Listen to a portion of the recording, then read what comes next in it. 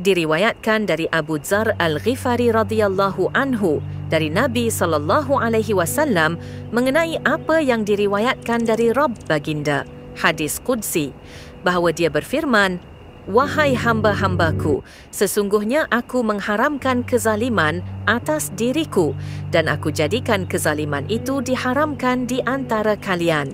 Maka janganlah kalian saling menzalimi.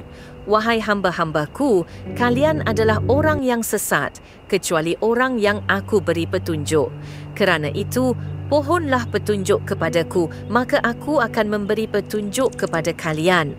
Wahai hamba-hambaku, kalian adalah orang-orang yang lapar, kecuali orang yang ku beri makan.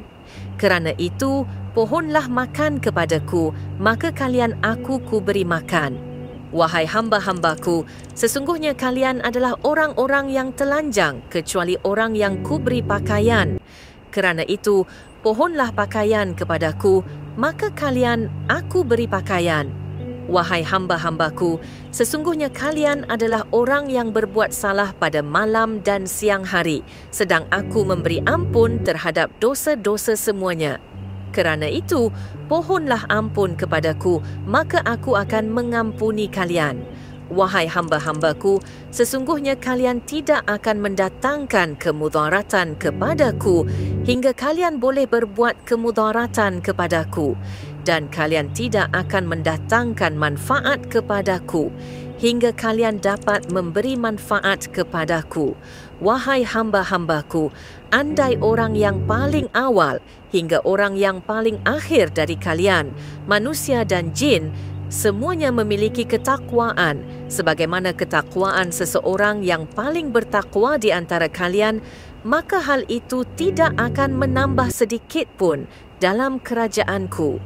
Wahai hamba-hambaku, andai orang yang paling awal dari kalian hingga orang yang paling akhir, manusia dan jin semuanya berdiri di salah satu permukaan bumi, lalu semuanya memohon kepadaku, dan aku pun mengabulkan permintaan mereka masing-masing, maka hal itu tidak mengurangi apa yang ada di sisiku, kecuali sebagaimana berkurangnya air lautan yang menempel, jarum bila dimasukkan ke dalam lautan.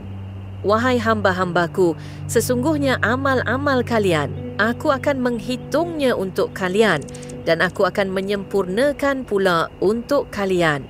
Kerana itu, barang siapa yang memperolehi kebaikan, maka hendaklah dia memuji kepada Allah, dan barang siapa yang memperolehi selain itu, maka janganlah dia mencela kecuali terhadap dirinya sendiri. Hadis riwayat Muslim.